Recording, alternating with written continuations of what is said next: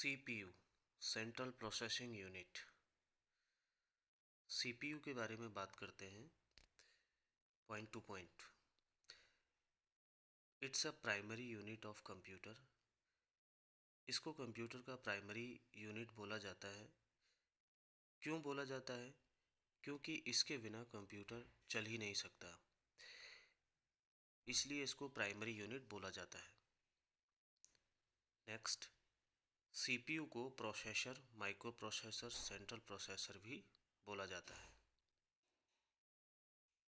Next, CPU made of transistors. CPU को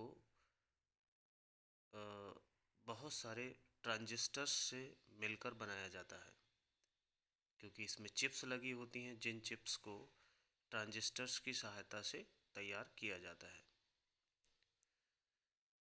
CPU founder Frederick Fagin इसके founder थे, जो कि इंटेल कंपनी में काम किया करते थे। इंटेल कंपनी में काम करने के दौरान ही उन्होंने एक कॉमर्शियल CPU तैयार किया, जो कि 4th जनरेशन का CPU था, इंटेल 4004। इसका साइज़ 4 बिट था, इसमें 16 पिन लगी थी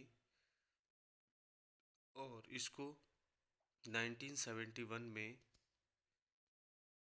इसको तैयार किया गया था। Next, work of CPU। CPU के काम क्या होते हैं? फैच करना, डिकोड करना, एग्जीक्यूट करना और स्टोर करना।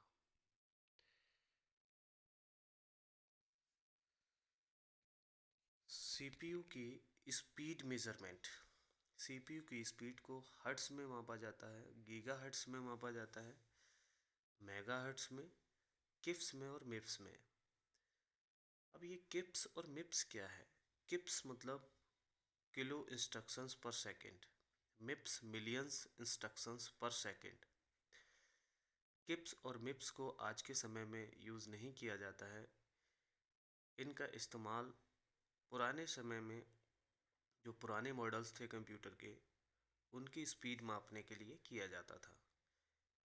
CPU understand languages, machine language और बाइनरी लैंग्वेज।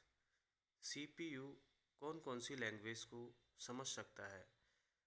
तो वो लैंग्वेजेस हैं मशीन लैंग्वेज और बाइनरी लैंग्वेज। मशीन लैंग्वेज मतलब लो लेवल लैंग्वेज, जिसको कि 0 समझ सकता है या 1 समझ सकता है, इसको लो लेवल लैंग्वेज बोला जाता है। बाइनरी लैंग्वेज को समझ सकता है जिसमें कि 0 और 1 ही आता है, बाइनरी फॉर्म में 0 और 1 ही आता है। CPU, work of CPU। CPU का काम क्या होता है, इसके बारे में बात करते हैं। तो CPU का सबसे पहला काम होता है इनपुट डिवाइसेस से डेटा को लेना। जो भी आपका डेटा इनपुट किया जाएगा, उसको रिसीव करने का काम, उसको लेने का काम, उसको फैच करने का काम CPU का ही होता है।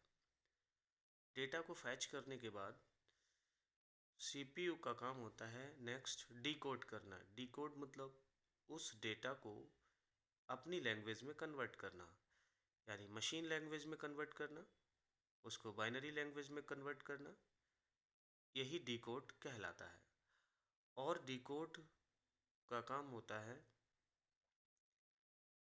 डिकोड के बाद की जो नेक्स्ट स्टेप होती है वो होता है एग्जीक्यूट करना। डेटा को अपनी लैंग्वेज में कन्वर्ट करने के बाद जो आगे प्रोसेस करने का काम होता है, वो एग्जीक्यूशन का काम ALU का होता है, arithmetical logic unit, ALU। ALU के माध्यम से जितने भी प्लस माइनस गुणा भाग या कैलकुलेशंस का वर्क जितना भी होता है, वो सब ALU का काम होता है। साथ ही साथ जो भी रिज़ल्ट निकल कर के आता है, उसको स्टोर करने का काम रजिस्टर का होता है, जो कि CPU के अंदर इनबिल्ट रजिस्टर होता है जिसको एक्यूमुलेटर रजिस्टर बोला जाता है। तो दोस्तों, सीपीयू के काम को लेकर के कुछ पॉइंट्स आपको ये याद रखने हैं और ये बहुत ही ज़रूरी हैं। फैच करना, डिकोड करना। फैच करने का काम सीपीयू का होता है, यानी डेटा को रिसीव करने का। डिकोड करना मतलब जो डेटा इनपुट किया गया है उस डेटा को हाई लेवल लैंग्वेज में इनपुट किया जाता है, जैसे कि सी, सी प्लस प्लस। इन लैंग्वेजेस के माध्यम से डेटा को इनपुट किया जा रहा है और इस डेटा को लो लेवल लैंग्वेज में कन्वर्ट करने का काम सीयू का होता है। सीयू मतलब कंट्रोल यूनिट जिसको बोला जाता है। तो डिकोड करने का काम कौन करता है? CU, control unit. सीयू का काम इनपुट डिवाइसेस आउटपुट डिवाइसेस को कंट्रोल करना भी होता है। उसके बाद एग्जीक्यूट करने का काम एएलयू का होता है। जितना भी प्रोसेस का काम होता है प्रोसेसिंग एएलयू करता है।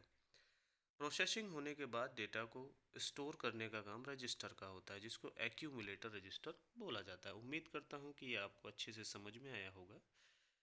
नेक्स्ट स्लाइड पर चलते हैं। CPU components. सीपीयू के 3 कंपोनेंट्स दिए गए हैं: storage unit, control unit, ALU, logic unit.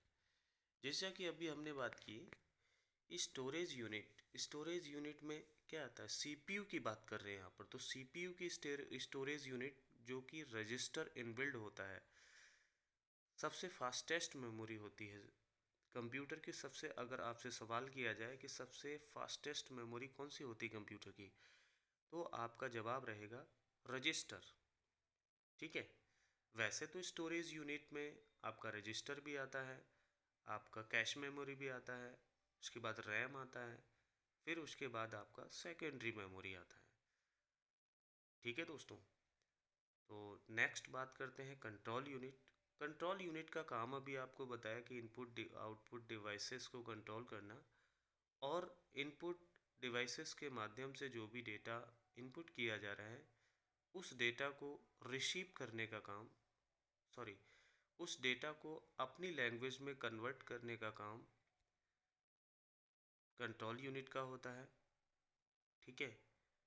यानी बाइनरी लैंग्वेज में और मशीन लैंग्वेज में कन्वर्ट करना ही कंट्रोल यूनिट का काम होता है। नेक्स्ट स्टेप आती है एएलयू, अर्थमेटिकल लॉजिकल यूनिट, जिसको लॉजिक यूनिट भी बोला जाता है। तो कैलकुलेशंस का, प्रोसेस का, ऑपरेशंस परफॉर्मेंस का जितना भी काम होता है सारा का सारा काम एएलयू करता है। तो ये 3 सीपीयू के कंपोनेंट्स होते हैं। उम्मीद है कि आपको ये अच्छे से समझ में आया होगा। आइए नेक्स्ट स्लाइड पर चलते हैं। CPU development company. सीपीयू को डेवलप करने वाली कंपनी जो कि फेमस कंपनी है वो कौन कौन सी हैं? तो सबसे पहली कंपनी है इंटेल, इंटीग्रेटेड इलेक्ट्रॉनिक्स, जिसकी फुल फॉर्म है इंटीग्रेटेड इलेक्ट्रॉनिक्स, जो कि बहुत ही फेमस कंपनी है। ठीक है। इसका मुकाबला किसी भी कंपनी ने अभी तक नहीं किया, लेकिन इसको टक्कर देने के लिए एक और कंपनी अभी फ़िलहाल में ही मार्केट में उतरी है और उसने भी तहलका मचा दिया है, जिसका नाम है AMD, एडवांस्ड माइक्रो डिवाइसेस। हालांकि इंटेल का मुकाबला तो नहीं कर पाएगी, लेकिन फिर भी परफॉर्मेंस के मामले में AMD का भी अच्छा खासा परफॉर्मेंस है। तो AMD प्रोसेसर भी काफ़ी अच्छा काम कर रहे हैं। ठीक है दोस्तों। आइए नेक्स्ट स्लाइड पर चलते हैं। CPU types. CPU कितने प्रकार के होते हैं? सिंगल कोर CPU, जिसमें एक कोर का CPU होता है। सिंगल कोर का CPU सबसे पहले तैयार किया गया था 1971 में, जिसका नाम था इंटेल 4004। ड्यूल कोर CPU, यहाँ पर ये 4004 ना होकर के 1 दिया हुआ है, तो ये बाई मिस्टेक हो गया है दोस्तों। यहाँ पर 4004 है। नेक्स्ट ड्यूल कोर CPU, जिसमें कि डबल कोर होती है। क्वाड कोर 4 कोर होती हैं, हेक्सा कोर 6 कोर होती हैं, ऑक्टा कोर 8 कोर होती हैं, डेका कोर 10 कोर होती हैं। दोस्तों यहाँ पर भी 10 होगा, ना कि 1। ठीक है दोस्तों, तो माफ़ी चाहता हूँ इस मिस्टेक्स के लिए। CPU architecture types. आर्किटेक्चर के तौर पर CPU कितने टाइप्स के होते हैं? 2 टाइप्स के होते हैं। कॉम्प्लेक्स इंस्ट्रक्शन सेट, सिस्क जिसको बोला जाता है, complex instruction set computers. Reduced instruction set computers जिसको रिस्क बोला जाता है। तो सबसे पहले रिस्क कंप्यूटर तैयार हुए थे, उसके बाद आपके सिस्क जो कि बहुत बहुत हैवी काम को आसानी से कर देते हैं। ठीक है दोस्तों, उम्मीद करता हूँ कि आपको अच्छे से समझ में आया होगा। आप सब लोग अच्छे से तैयारी करेंगे इसको तो और भी अच्छा हो जाएगा आपका।